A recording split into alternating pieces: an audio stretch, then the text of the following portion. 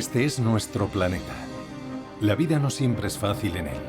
Géiseres, erupciones, terremotos violentos y volcanes son algunos de los fenómenos que amenazan la vida humana.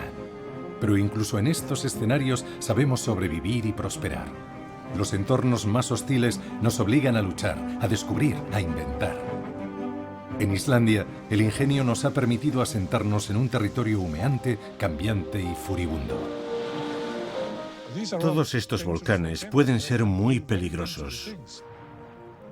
Se abrió una inmensa fisura, porque las placas se estaban alejando directamente una de otra. El cráter disparó bombas de ceniza y piedra pómez por toda la ciudad. En Islandia, el poder de los volcanes se multiplica por 10, ya que están coronados por glaciares. Las erupciones provocan nubes de ceniza e inundaciones, conocidas como Jökullaup. El Jökullaup es un fenómeno que lo destruye todo a su paso.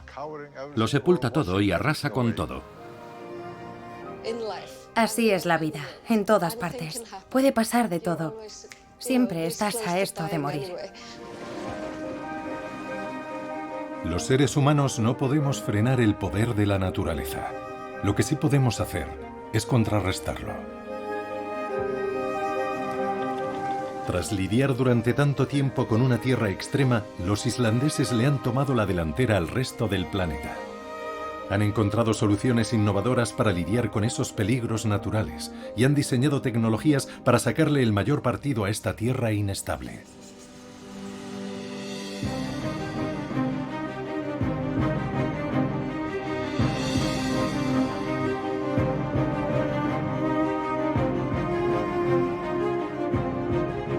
Tierras extremas, Islandia.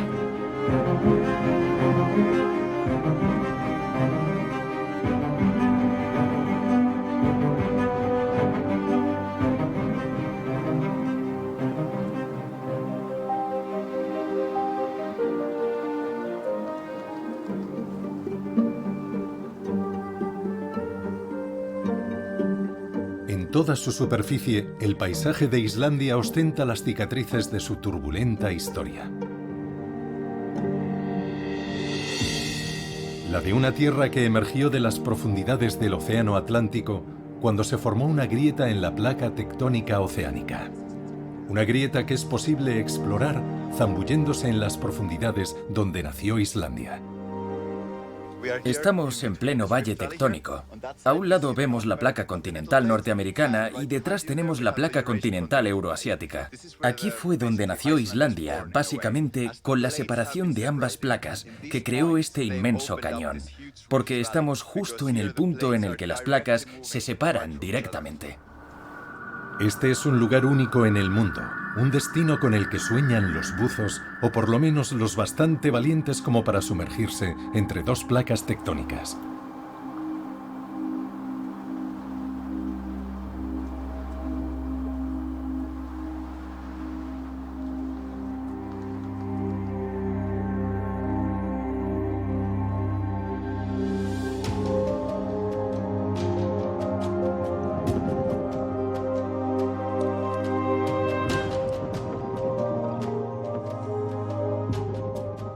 El grueso traje de buceo aísla al portador del agua, casi congelada.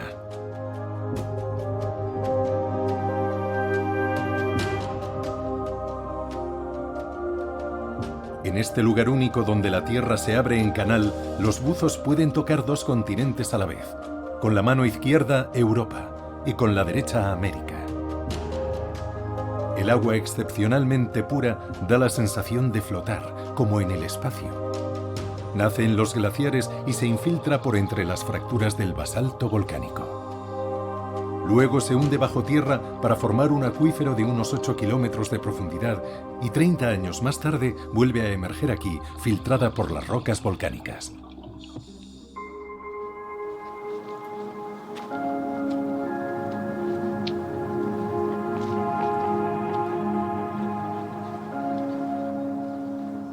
Esta fisura que atraviesa toda Islandia es la única parte visible de una descomunal grieta de 15.000 kilómetros de largo que recorre el Océano Atlántico de norte a sur. Salpicada de volcanes subacuáticos, la dorsal mesoatlántica es la consecuencia del desgarro de la corteza terrestre causado por la deriva continental. Hace apenas 20 millones de años, el magma se abrió paso a través de la falla, haciendo emerger del océano los volcanes que se convertirían en Islandia. Hoy, las dos mitades de la isla se siguen separando inexorablemente una de otra, a razón de unos cuantos centímetros al año. Islandia es un territorio joven, cambiante e inestable.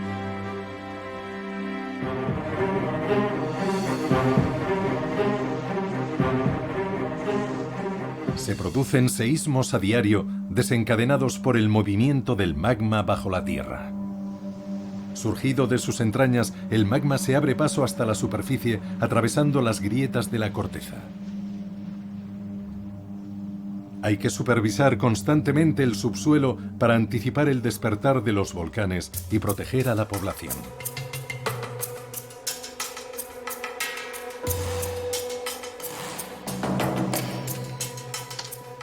Bjarki Kaldalons Friis forma parte del equipo de científicos que trabaja buscando señales de actividad de algunos de los 130 volcanes activos de Islandia. Hoy, por el momento, se han producido cerca de 15 terremotos en Islandia, repartidos por todo el país. Estas zonas azules que veis aquí indican las estaciones sísmicas. Hay en torno a 70 o 72 estaciones en Islandia. Esta zona en rojo indica la localización de un terremoto que se está produciendo ahora mismo. En un solo día pueden darse entre 20 y 100 terremotos. Evidentemente, cada vez que se produce una erupción, hay una actividad sísmica mucho mayor. No se puede predecir a ciencia cierta cuándo se va a producir una erupción, pero sí que habrá actividad en una zona. Naturalmente se informa a la población lo más rápido posible cuando se piensa que va a pasar algo. Siempre es mejor informarles más pronto que tarde.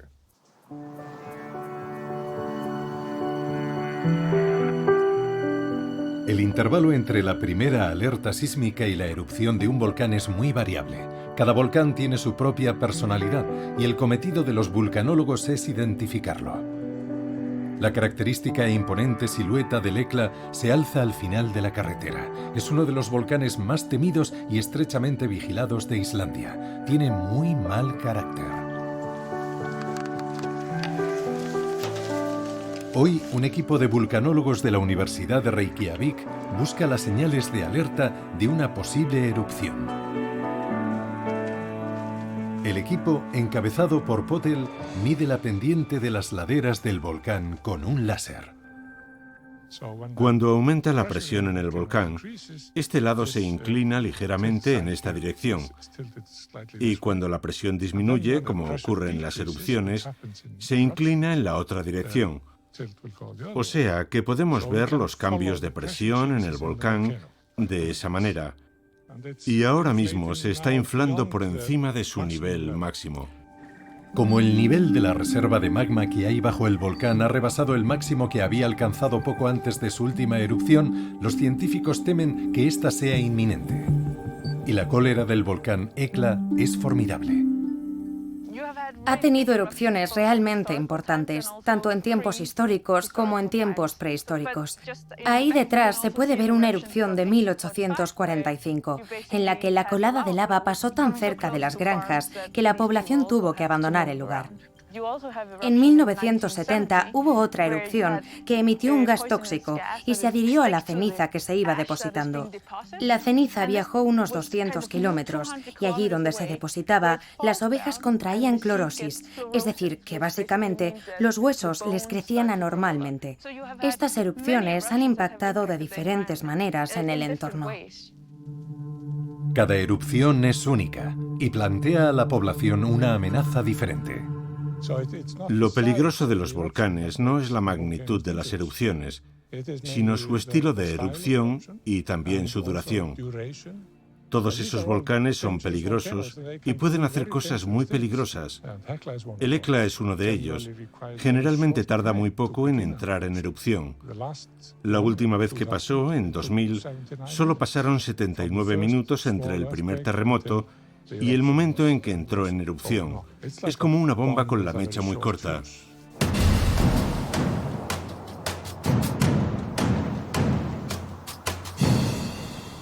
El devastador efecto de esa bomba se ve multiplicado por la peculiar topografía de Islandia. Casi el 12% del territorio está cubierto de glaciares. El mayor es el Vatnajökull, que cubre un área equivalente a la de la Comunidad de Madrid. Como en el resto del mundo donde hace frío, hay glaciares en las cimas. Solo que en Islandia, las montañas son volcanes, así que los mayores volcanes activos están coronados de glaciares. Y allí donde se encuentran el hielo y el fuego, se dan fenómenos tan asombrosos como potencialmente peligrosos como los torrentes glaciares. Odur Sigurdsson es glaciólogo. Lleva desde los años 60 estudiando y tratando de predecir la aparición de los torrentes glaciares o Jökullaups en islandés. Toda la zona que vemos delante de nosotros se formó a raíz de uno de esos Jökullaups. Los Jökullaups se forman cuando entra en erupción un volcán que hay debajo de un glaciar, y esas erupciones pueden fundir cantidades ingentes de hielo en muy poco tiempo. El agua se precipita hacia las tierras bajas y, por lo general, provoca grandes inundaciones. Es un fenómeno que erosiona el terreno y a la vez lo reconfigura porque va depositando sedimentos a su paso, como vemos allí, en toda esa zona que tenemos detrás de nosotros.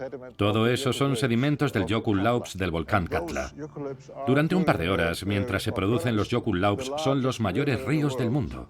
El Jökullaup es un fenómeno que lo destruye todo a su paso. Lo sepulta todo. Arrasa con todo. No existe estructura humana capaz de resistir un Jökullaups. Las riadas ya han provocado daños en infraestructuras por valor de decenas de millones de euros, arrasando con puentes y carreteras.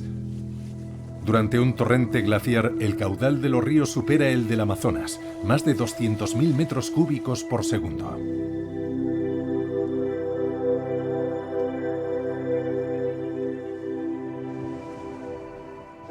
Este glaciar encierra un volcán. Es uno de los volcanes más activos de Islandia. La transferencia de energía de la lava al hielo es sumamente rápida, casi instantánea. Puede ser del orden de varios cientos de miles de metros cúbicos por segundo.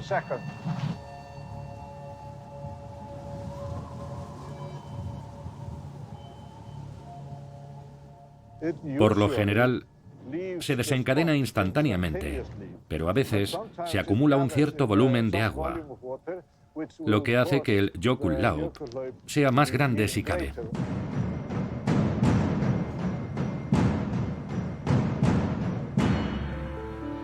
Es importante que los islandeses sean capaces de prever la formación de estos torrentes con la mayor antelación posible. En la Facultad de Ciencias de la Tierra de Reykjavik, el vulcanólogo Magnus Gudmundsson está montando una expedición para explorar una caldera geotérmica en el corazón del glaciar Vatnajökull. Una treintena de científicos de disciplinas diferentes explorará esa caldera geotérmica, donde el hielo y el fuego se encuentran y desatan tsunamis devastadores. Viajaremos aquí y luego a Grímsvötn, que está aquí. Haremos mediciones para ver qué cambios se han producido en la superficie del hielo a raíz de la actividad geotérmica. Todos los años, Magnus supervisa la evolución del glaciar en fusión encima de las reservas de lava. La formación de nuevas calderas volcánicas debajo del glaciar se aprecia claramente en las fotos aéreas. Este tenemos que medirlo de cerca porque está creciendo. Las inundaciones son problemáticas.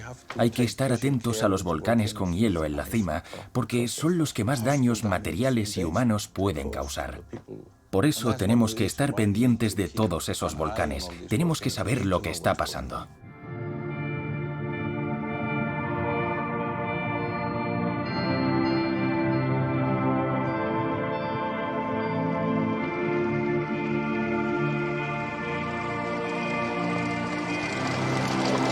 Para llegar al punto de partida de la expedición, el equipo de científicos tiene que atravesar unas vastas llanuras de arena volcánica. En cada centímetro cuadrado de Islandia hay señales de actividad volcánica.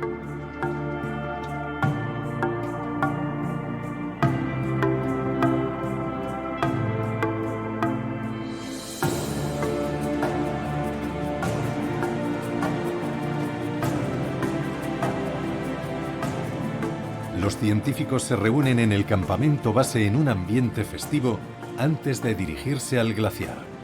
Los jeeps van cargados de cajas con instrumentos de medición de tecnología punta. Algunos pertenecen a Erik Sturkel, un vulcanólogo noruego que lleva años participando en estas misiones. Ahora mismo estamos midiendo principalmente dos señales, pero lo más importante es lo que ocurre en la cámara magmática. El GPS nos muestra que ahora mismo el nivel está subiendo. Es decir, que todo apunta a una erupción inminente. Y eso es algo que a los islandeses les resulta emocionante. Siempre que se produce una erupción, la gente va a verla. También es una forma de aprender cómo funciona la Tierra, así que todo el mundo sale ganando.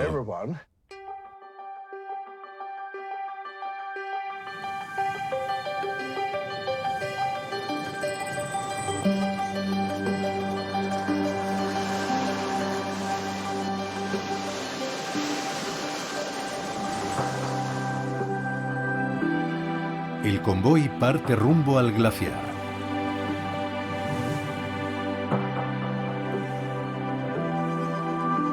El hielo está negro y encierra el recuerdo de una erupción reciente. Los gruesos neumáticos de los jeeps se desinflan para un mejor agarre en esta mezcla de hielo y de ceniza volcánica.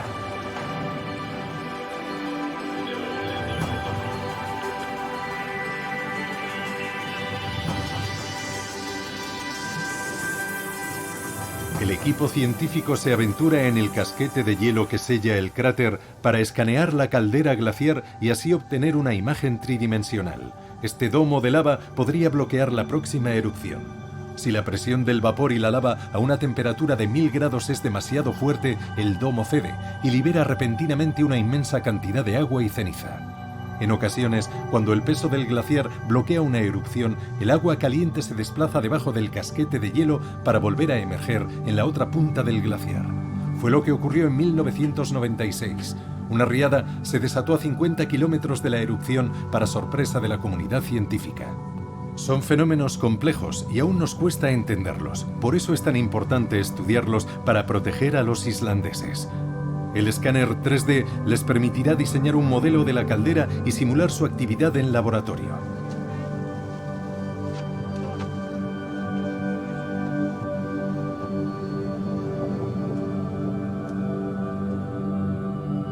Los islandeses han aprendido a reconciliarse con unas fuerzas que escapan a todo control. Los puentes están ideados para resistir a las riadas gracias a sus cimientos, excavados a 20 metros de profundidad. Están rodeados de diques que desvían los torrentes en vez de tratar de frenarlos. De esa manera, protegen la única carretera que rodea el sur de la isla.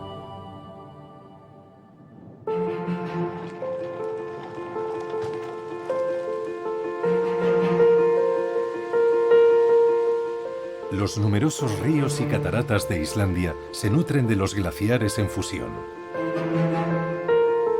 Las pendientes son tan empinadas que el potencial energético de los ríos es inmenso. Los torrentes de agua procedentes de los glaciares se pueden utilizar para accionar turbinas y así producir electricidad.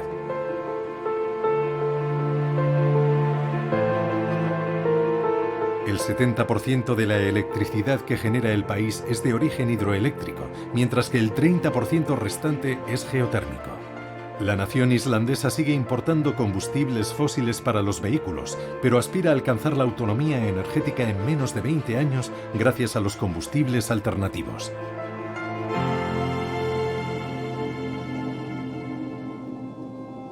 Los islandeses también han tenido que innovar a la hora de lidiar con las avalanchas. Desde los años 70, esta ha sido la principal causa de mortalidad ligada a una catástrofe natural. En el noroeste, la parte más antigua de la isla, el paisaje ha sido esculpido por glaciares que hoy han desaparecido. Este paisaje de fiordos es muy propicio a que se den avalanchas devastadoras. Los habitantes han hallado estrategias innovadoras para vivir tan cerca de esa amenaza.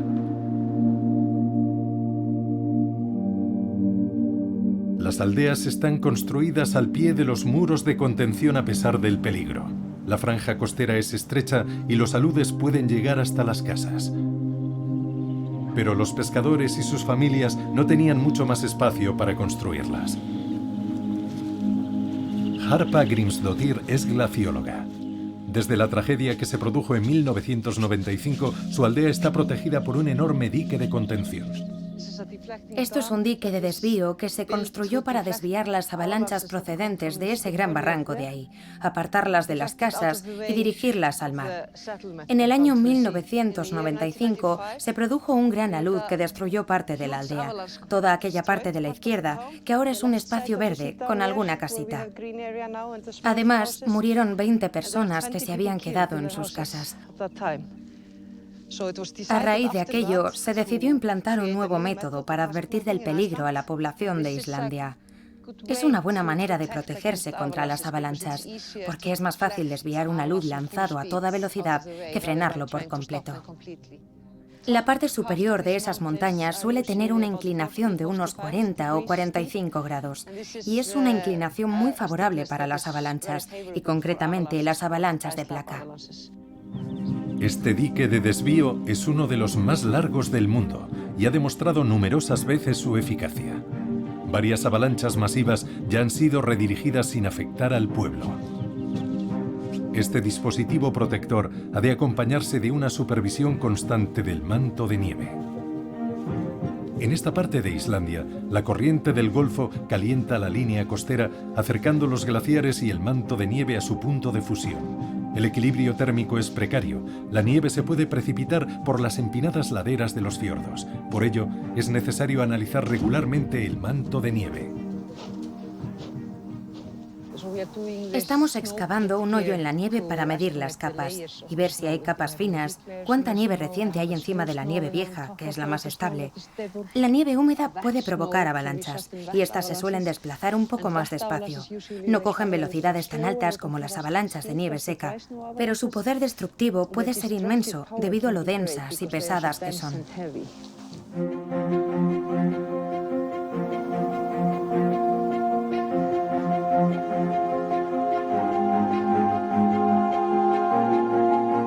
Esta aldea disfruta de un nuevo sistema de protección contra las avalanchas.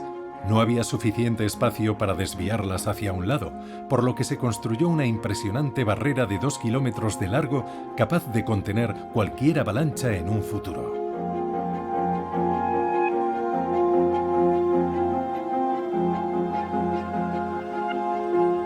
Desde la llegada de los primeros colonos noruegos en el siglo X, los habitantes de la isla han tenido que vérselas con sus mortales erupciones volcánicas.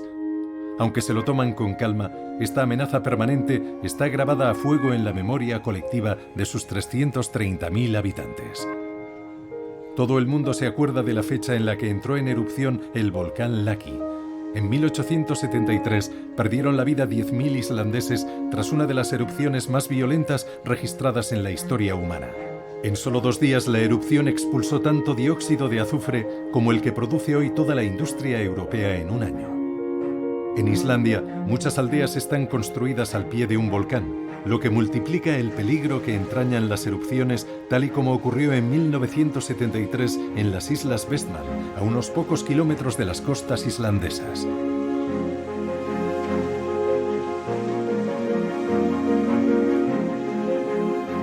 Los islandeses tienen una capacidad fascinante para plantar cara a peligros que echarían para atrás a cualquiera. Son un ejemplo de las cualidades más nobles del ser humano y su capacidad para inventar tecnologías con las que lidiar con posibles desastres. En ocasiones, parece que las dificultades motivan al ser humano a buscar formas de sacar partido a las fuerzas de la naturaleza.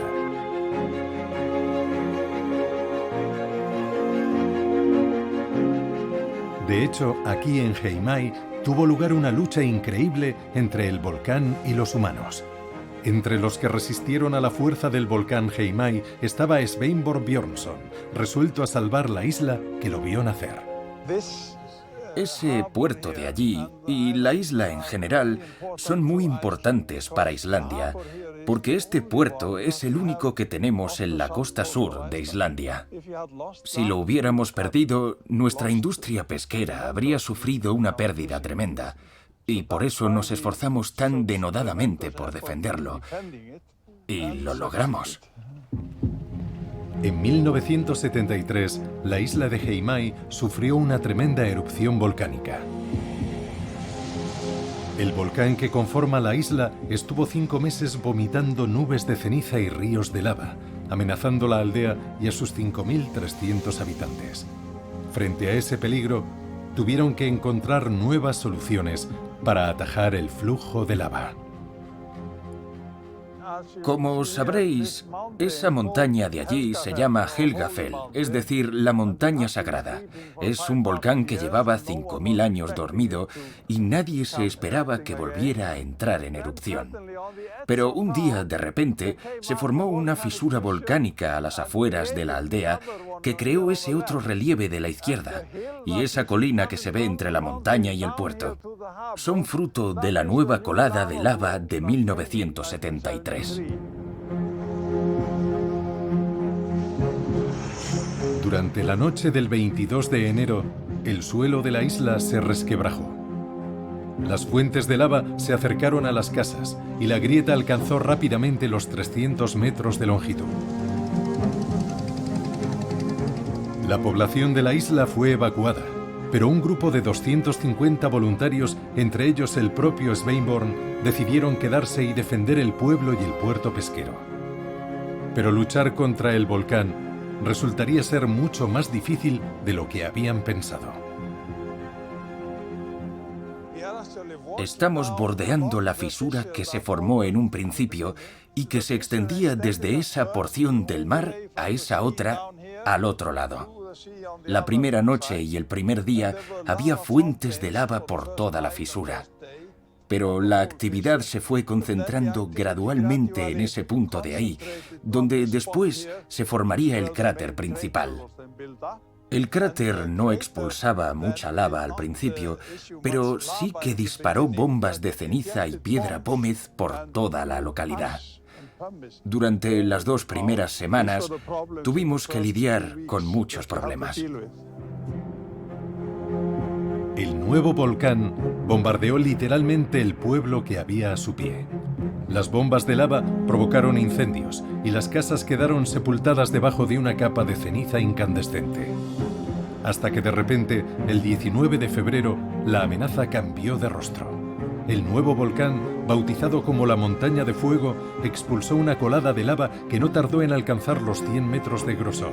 La colada irrumpió en el pueblo, amenazando su valioso puerto. Sveinborn y sus compañeros físicos propusieron una solución aparentemente disparatada: rociar la colada de lava con agua para enfriar los bordes y crear una muralla de lava solidificada.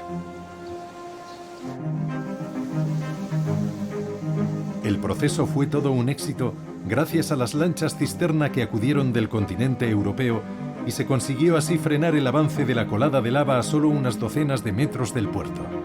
La idea de enfriar la lava se le ocurrió al equipo tras observar un volcán que había emergido del mar al sur de Heimaey.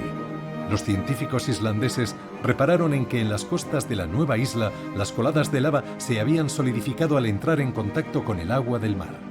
Fue la misma naturaleza la que les sugirió la idea de enfriar la lava, y tras observar el proceso se les ocurrió otra idea. Los habitantes de las islas Westman también nos dimos cuenta de que era una manera de producir vapor, así que ¿por qué no utilizarlo? Estimamos que enfriando la lava se podría producir el calor suficiente como para calentar la aldea durante 45 años. Es cierto que nos llevó 5 años encontrar el mejor método de explotación y solo funcionó durante 10 años. En todo caso, lo vimos como una forma de vengarnos de la lava. Heimaey es un laboratorio al aire libre que ilustra los peligros de una erupción volcánica cerca de una zona habitada. Los peligros que entraña una erupción son múltiples: coladas de lava, bombas volcánicas, nubes de ceniza. Todas pueden desatarse en un mismo volcán durante una sola erupción. Este proyecto para enfriar la lava se ha convertido en un caso de manual para los vulcanólogos de todo el mundo. Los humanos no solo han conseguido contener aquí una devastadora fuerza natural, sino que el mismo proceso ha contribuido a estimular la industria geotérmica de Islandia.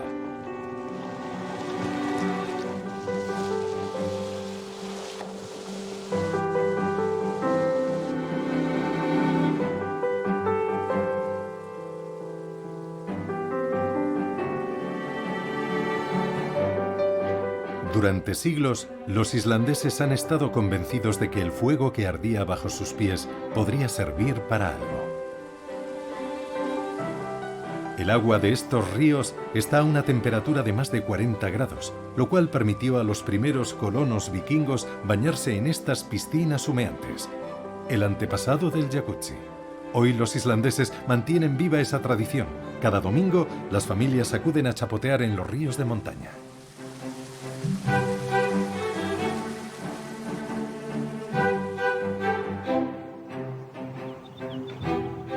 Cuando la presión subterránea sube, hace emerger agua caliente del suelo, propulsada por el vapor de agua.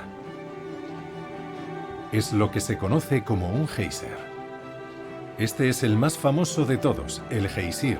El resto de géiseres del mundo le deben su nombre. Los géiseres funcionan en 3 fases. Primero, el agua se acumula en una cámara subterránea cerca del magma. El agua se calienta y se expande, pero está atrapada en la cámara, por lo que la presión aumenta y esto eleva el punto de ebullición del agua. Debido a la presión, el agua se mantiene en estado líquido incluso a 150 grados. La temperatura sigue aumentando hasta que se forma una burbuja de vapor en el fondo de la cámara. El vapor propulsa el agua, que sube disparada hasta la superficie, lo que a su vez reduce abruptamente la presión en la cámara. De repente, el agua, a una temperatura superior a los 100 grados, rompe a hervir.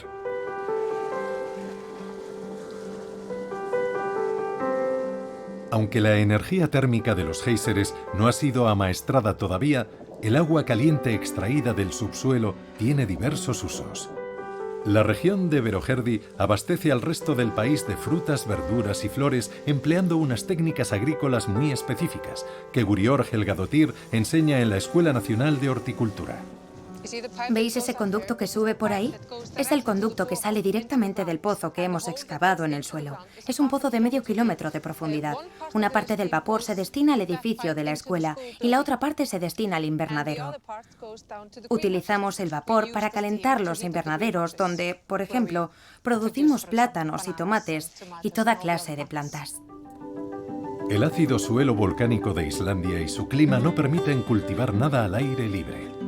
Sin embargo, los islandeses producen el 50% de todas las verduras que consumen e incluso son autónomos en cuanto a ciertas frutas gracias a los invernaderos. Estas técnicas se enseñan aquí, en la Escuela Nacional de Horticultura. Los árboles son muy raros en Islandia, pero gracias al invernadero, este bosque virgen existe desde hace 70 años.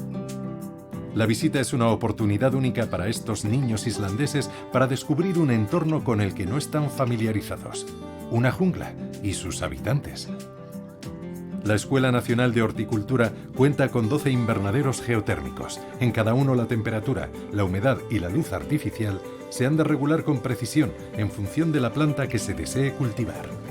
Sorprendentemente, los plátanos poseen las cualidades idóneas para ser cultivados en Islandia. Si queremos producir tomates y pepinos en invernadero, vamos a necesitar luz artificial, porque son plantas que necesitan una luz intensa. Pero en invierno, por ejemplo, el día más corto dura tan solo unas 5 horas. El 21 y el 22 de diciembre casi no hay nada de luz. Pero a los plátanos les da lo mismo, siguen creciendo muy despacio. El riesgo de la energía geotérmica es que no siempre es muy estable. De cuando en cuando en Islandia hay un terremoto, y más de una vez ha sucedido que durante un terremoto se nos ha cortado la calefacción. La verdad es que no es un inconveniente menor.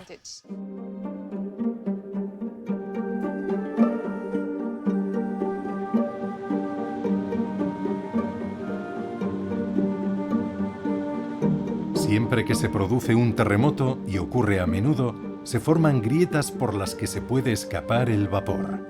En 2008, un geyser apareció de pronto en el jardín de los vecinos de Guðrún Eva Minervudóttir. Desde entonces, ha montado un invernadero geotérmico que abastece de fruta y verdura a todo el vecindario. Guðrún y su hija Minerva se beneficiarán de ello hasta el próximo terremoto. En la zona de al lado de mi jardín no se puede edificar porque el suelo está caliente. Antes de que yo me viniera a vivir aquí, unos años antes de que me viniera a vivir aquí, salía vapor del suelo. Por confortables que sean sus casas, cabe preguntarse por qué se empeñan en vivir en un territorio tan salvaje. Es algo en lo que pienso a menudo. Esta isla podría volar literalmente por los aires. Estamos tan hechos a esa idea que ni lo pensamos. Pero así es la vida, en todas partes. Puede pasar de todo, siempre estás a esto de morirte.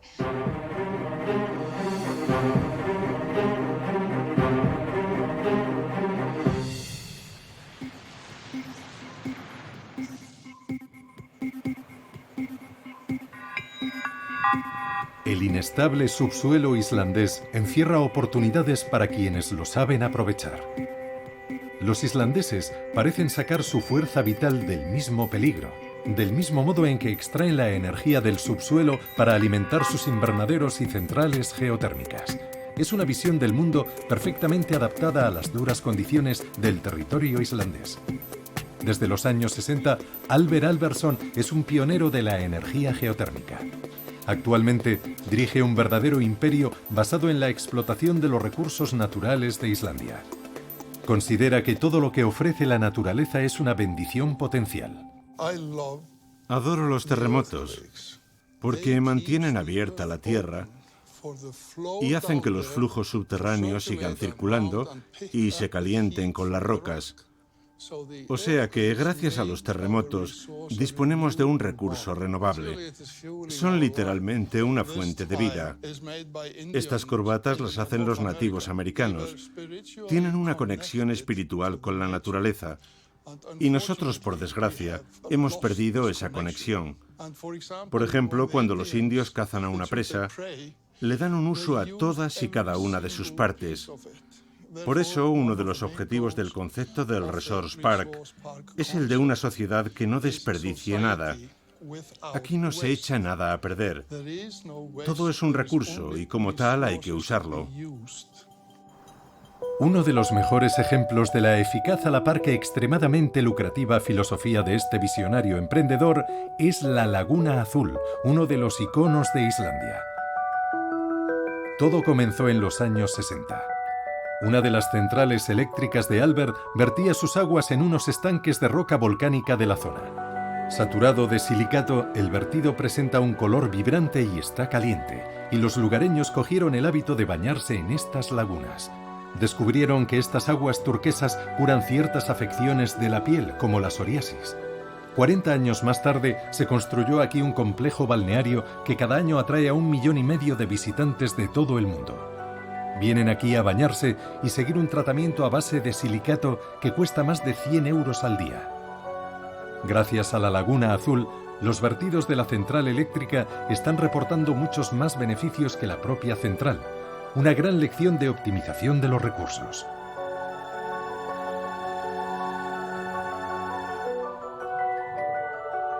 Alrededor de la planta inicial, Albert Albertsson ha ido creando poco a poco un Silicon Valley de la energía geotérmica, el Resource Park o Parque de los Recursos. En él encontramos empresas emergentes que emplean la energía geotérmica o sus derivados.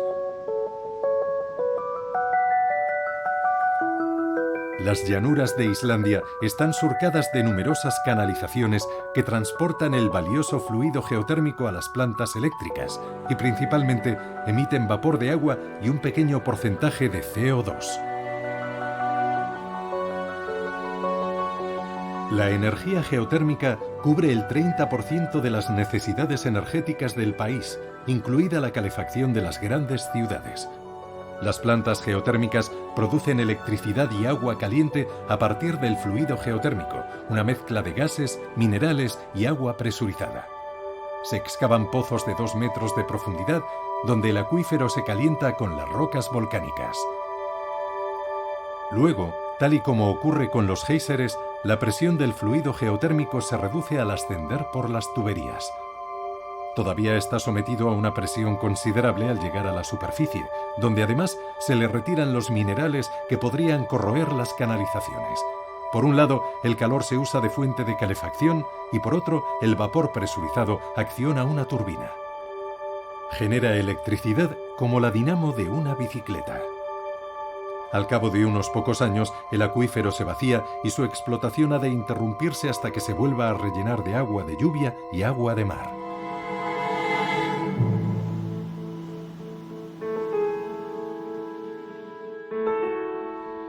Albert Albertsson, un pionero de la energía geotérmica en Islandia, siempre está orgulloso de hacer el tour de sus viejas plantas eléctricas. Albert vigila estrechamente sus sucesivas centrales eléctricas. Hay quien es coleccionista de sellos, pero Albert colecciona plantas geotérmicas. Aún funcionan y son un testimonio del ingenio humano a la hora de resolver retos tecnológicos. La planta más reciente produce 100 veces más energía que los primeros modelos que recordaban más bien las viejas locomotoras a vapor.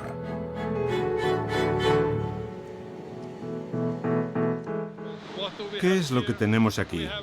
Tenemos una hermosa planta eléctrica y dentro hay una obra de arte, una maravillosa pieza de maquinaria concebida por el pueblo islandés. Para diseñar una turbina hay que comprender las leyes básicas de la termodinámica, las leyes de la naturaleza. Para mí es una obra de arte preciosa. Islandia es la prueba viviente de que la geotérmica es una fuente de energía renovable fiable. Ahora los islandeses buscan la manera de explotar el calor del magma directamente perforando en profundidad. El equipo de ingenieros de Albert acaba de alcanzar un hito. Han excavado un pozo hasta el magma de unos 4 kilómetros de profundidad. Es un proceso muy prometedor, ya que les da acceso a 10 veces más energía. Hay muchos puntos en el planeta en el que perforar en profundidad sería provechoso. Esta tecnología se podría usar en otros países y así contribuir a la expansión de la energía geotérmica.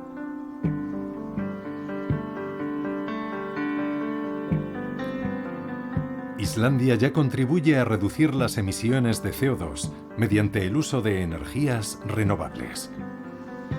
Pero los científicos islandeses quieren ir más lejos aún y limpiar nuestra atmósfera. Han desarrollado un proceso llamado Carbfix, que permite apresar el CO2 bajo tierra durante largos periodos de tiempo. Las emisiones de CO2 son un subproducto de la producción de energía geotérmica. Pero nosotros hemos dejado de emitir CO2 en la atmósfera. Lo que hacemos es disolver el CO2, hacerlo reaccionar con basalto, con lo que se forman estas piedras que tengo aquí. Y una vez se ha petrificado con este proceso, el CO2 se mantiene así durante millones de años, o sea que es una manera permanente de luchar contra el cambio climático. El método de inyectar el CO2 en cámaras subterráneas ya se había probado en otras partes del mundo sin éxito. Carbfix, el método islandés, es totalmente seguro. El CO2 se petrifica en cuestión de unos años. Sigurdur Reynir Gislason, de la Facultad de Ciencias de la Tierra de Reykjavik, es uno de los inventores de este proceso. Está tratando de optimizarlo para que se pueda usar a gran escala. En este tubo de titanio radica parte de la solución al efecto invernadero que tanto está trastocando el clima de nuestro planeta. Lo que hacemos aquí es tratar de replicar lo que ocurre en la central de Carbfix de Hellisheiði, al este de Reykjavik. Esto de aquí es una columna de titanio. Y luego tenemos una bomba muy potente que bombea CO2 líquido. Y esa columna está repleta de cristales basálticos. Tan pronto como el agua se empieza a filtrar y reacciona con el basalto, el agua cargada de CO2 ataca las rocas y libera calcio, magnesio y hierro. Y esto es lo mejor de todo, que se forma un sólido estable. Es la forma más estable de CO2 que hay en la Tierra. Casi la mitad de este mineral es CO2. En términos de volumen, son 75 litros. O sea, un volumen equivalente a esto, esto y esto otro. Podríamos coger todo este CO2 y encerrarlo en este mineral. Motivados por un entorno con recursos limitados, los islandeses han hallado soluciones para lograr que los subproductos industriales sean inofensivos e incluso transformarlos en riqueza. La naturaleza inspira nuestra creatividad tecnológica, pero también la artística. Buena prueba de ello es el Centro Cultural Harpa de Reykjavik, o la iglesia de Hallgríms, inspirada en las columnas de basalto y los glaciares de Islandia. Y es que no cabe duda de que hasta cuando rezan, los islandeses están conversando de tú a tú con las fuerzas de la naturaleza. El pueblo islandés se ha mostrado capaz de adaptarse al ruido y la furia de un territorio extremo. Además de su energía verde, Islandia podría exportar las soluciones para convivir en armonía con la naturaleza que han desarrollado sus habitantes. De esta forma, podríamos reducir el impacto negativo que tienen las sociedades industrializadas en nuestro frágil planeta.